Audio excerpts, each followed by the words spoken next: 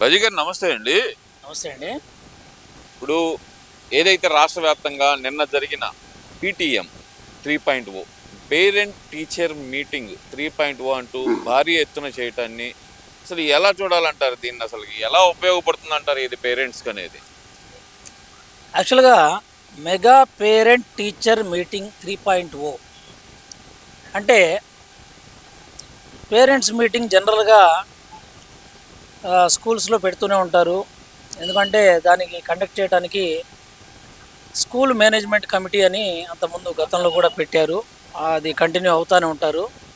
దాంతోపాటుగా ఈ యొక్క మెగా పేరెంట్ టీచర్స్ మీటింగ్ అనేది 3.0 అని ఎందుకు పెట్టారంటే దానివల్ల పిల్లలకి అనేక రకాలుగా ప్రభుత్వం అనేది ఏమేమి సదుపాయాలు ఇచ్చింది.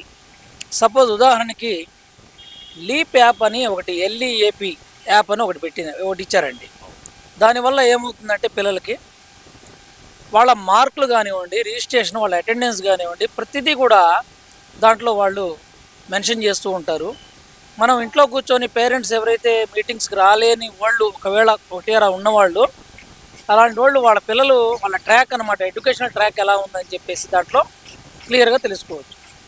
అదే కాకుండా మీకు వీళ్ళు నిన్న పెట్టడం స్పెషాలిటీలో టీఎల్ఎం ఎగ్జిబిషన్ అని ఒకటి పెట్టారు. టీఎల్ఎం ఎగ్జిబిషన్ అనేటప్పటికి ఎట్లా ఉంటుందంటే అది కంప్లీట్గా లైబ్రరీ, స్కూల్లో లైబ్రరీ ఎలా మెయింటైన్ చేస్తున్నారు, లైబ్రరీలో బుక్స్ సంబంధించి ఎలా ఉంది, తర్వాత వాళ్ళకి సంబంధించి మళ్ళా ఈ ప్రైమరీ స్పోర్ట్స్ ఏవైతే ఉంటాయో చిన్నపిల్లలకు కూడా స్పోర్ట్స్ ఏవి ఆడిపించడానికి మనం అవి కానీ, లేకపోతే మెటీరియల్స్ కానీ, లేకపోతే రకరకాల ఇవన్నీ కూడా అండి వాళ్ళకి అందుబాటులో ఉంచి చూపించి మేము ఇవి వాడుతున్నామండి, ఇవి మేము పిల్లల కోసం ఇవన్నీ కూడా ఫెసిలిటీస్ ఇస్తున్నాము. రకరకాల మెటీరియల్స్ వాళ్ళు బయటికి వెళ్ళి జిరాక్స్ తీయించుకునే పని లేకుండా మెటీరియల్స్ కూడా మనమే ప్రొవైడ్ చేస్తున్నాము వాళ్ళకి కావాల్సినట్టు. వాళ్ళు క్రికెట్ ఆడాలన్నా, లేకపోతే ఫుట్బాల్, వాలీబాల్ ఎలాంటి ఆడాలన్నా సరే దానికి సంబంధించి, లేకపోతే బాగా బరువుగా ఉంటుంది బాల్, పుష్ బాల్ అని అంటాను చూసారా, అవి కూడా వెయిట్ ఎక్కువగా ఇచ్చేసి ప్రతిదీ అంటే పిల్లలకు ఒక అవగాహన అంటే ఇవన్నీ మేము వాడుతున్నామని పేరెంట్స్ కూడా ఒక అవగాహన కల్పించడానికి ప్రభుత్వ పాఠశాలల్లో ఇవన్నీ కూడా అంటే మేము ఇంత గవర్నమెంట్ అనేది, ప్రభుత్వం అనేది ఎంత ఖర్చు పెడుతుంది, ప్రభుత్వం అనేది ఏ రకంగా ఖర్చు పెడుతుంది పిల్లల చదువుల కోసం, పిల్లల చదువులకు సంబంధించి ఇంత ముందడుగు వేస్తుందా ప్రభుత్వం అనేది ఒక అవగాహన కోసం. అలానే కొన్ని స్కూల్స్లో అయితే ఏం చేశారంటే వాళ్ళు సొంతగా అంటే ఏదో ఒకటి పార్ట్ టైం లాగా మనం ఏదో ఒకటి చేసుకొని చేతి వృత్తులు అనమాట, అవి కూడా కొన్ని ఎగ్జిబిషన్లో పెట్టడం జరిగింది.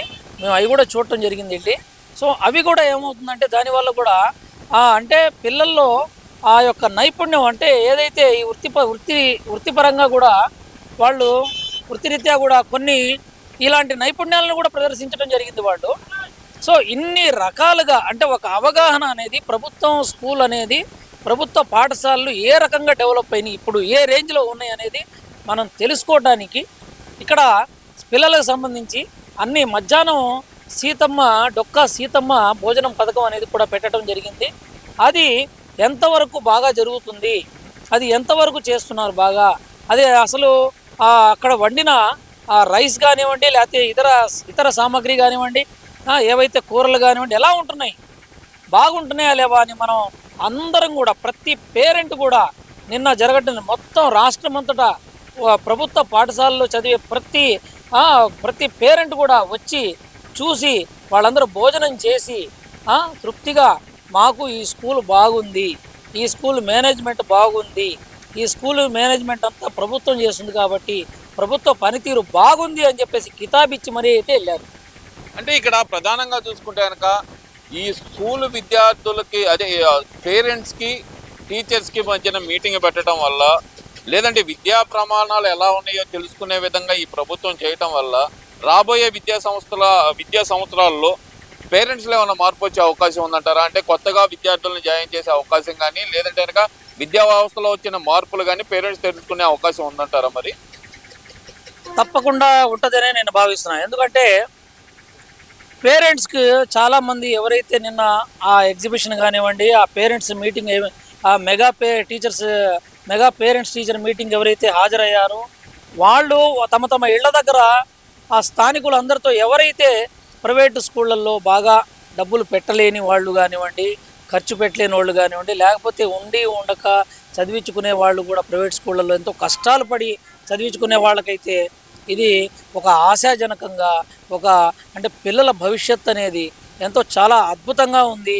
దీన్ని మనం ఇది ఎట్లయినా సరే మనం యూజ్ చేసుకోవాలి. ఎందుకంటే ఇన్ని ఫెసిలిటీసు ఎప్పుడు కూడా మనం చిన్నప్పటి నుంచి ఎప్పుడు కూడా మనం చదివిన రేంజ్లో కానీ మనం ఆలోచించుకుంటే అప్పటి నుంచి కానివ్వండి లేకపోతే ఇప్పుడు కానీ చాలా తేడా. పిల్లలకి ఎంత యూస్ఫుల్ ఉందంటే ఆ యూస్ఫుల్ని ప్రతి తల్లిదండ్రులు కూడా, ఎందుకంటే ఒక గవర్నమెంట్ స్కూల్లో పనిచేసే టీచర్లందరూ కూడా ఎంతో కష్టపడి ఎగ్జామ్ రాసి పాస్ అయ్యి క్వాలిఫై అయ్యి చెప్పేవాళ్ళు ఉంటారు కాబట్టి ఆ చెప్పేవాళ్ళు టీచర్లందరూ కూడా బాగా చెప్తారు కాబట్టి వాళ్ళనందరినీ కూడా ఈ పేరెంట్స్ కంపల్సరీగా వాళ్ళ మార్పు చాలా వరకు వచ్చి నెక్స్ట్ ఇయర్ ఇంకా విపరీతంగా అంటే నేను అనుకోవటం ఏంటంటే పిల్లలు ఇయర్ బై ఇయర్ ఏదైతే ఈ ప్రభుత్వం చేసే మంచి పనుల దృష్ట్యా అంటే పిల్లల్ని ప్రోత్సహించే పనుల దృష్ట్యా తప్పనిసరిగా బాగా స్ట్రెంత్ పెరుగుతారని చెప్పేసి నేను ప్రభుత్వ పాఠశాలలో అనుకుంటున్నాను. అంటే ఇక్కడ ఇంకో విషయం కూడా ఏదైతే ఈ పేరెంట్ టీచర్ మీటింగ్ మీద కూడా ఈ వైసీపీ నాయకులు ఎందుకని అక్కసు వెళ్ళగొక్కే పరిస్థితి ఏర్పడింది అంటారు? మరి ఇక వాళ్ళ గురించి చెప్పేది ఏముందండి, ఎంతసేపటికి ఏదో ఒకటి రాయి కొట్టడం, ఏదో ఒక రాయి కొట్టాలా. ఎందుకంటే అందరూ ఆనందంగా ఉన్నారంటే ఆనందంగా లేరంటారు, అందరూ ప్రాబ్లమ్స్ లేవంటే ప్రాబ్లమ్స్ ఉన్నాయంటారు.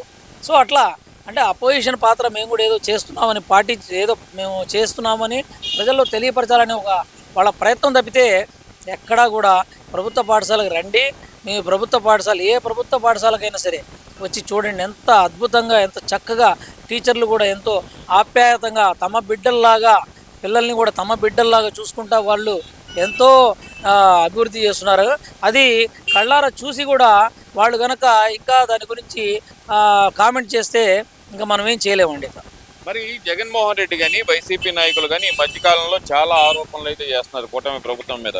ఈ కూటమి ప్రభుత్వం వచ్చిన తర్వాతే రాష్ట్రంలో దారుణాలు పెరిగిపోయినాయి, అన్యాయాలు పెరిగిపోయినాయి, అక్రమాలు పెరిగిపోయినాయి, విద్యా వ్యవస్థని కూడా రాజకీయంగా వాడుకుంటున్నారు అనేది వైసీపీ నాయకులు చేస్తున్న ప్రధానమైన ఆరోపణ. మరి దాన్ని ఎలా చూడాలంటే కంప్లీట్గా ఇది ఖండిస్తున్నామండి మేమైతే. ఎందుకంటే ఏదైతే కూటమి ప్రభుత్వం వచ్చిందో కూటమి ప్రభుత్వం వచ్చాక అది చేసే పనితీరు కానివ్వండి, ఈరోజు ఎక్కడా కూడా రోడ్లు కానివ్వండి, సైడ్ కాలువలు కానివ్వండి, అభివృద్ధి కానివ్వండి, నిన్న మొన్న మీరు వైజాగ్లో ఏదైతే కొత్త కంపెనీలు వచ్చి ఉద్యోగాలు సంబంధించిన కానివ్వండి, అన్ని చోట్ల రాష్ట్రం అంతటా కూడా ప్రతి నియోజకవర్గంలో కూడా మన గుంటూరు తూర్పులో కూడా మా ఎమ్మెల్యే మొహమ్మద్ నసీర్ గారు యొక్క ఏదైతే ఉద్యోగాల గురించి అందరికీ చాలా కంపెనీలని పిలిపించి ముస్లిం కాలేజీలో కూడా పెద్ద ఎత్తున ఏర్పాటు చేయడం జరిగింది.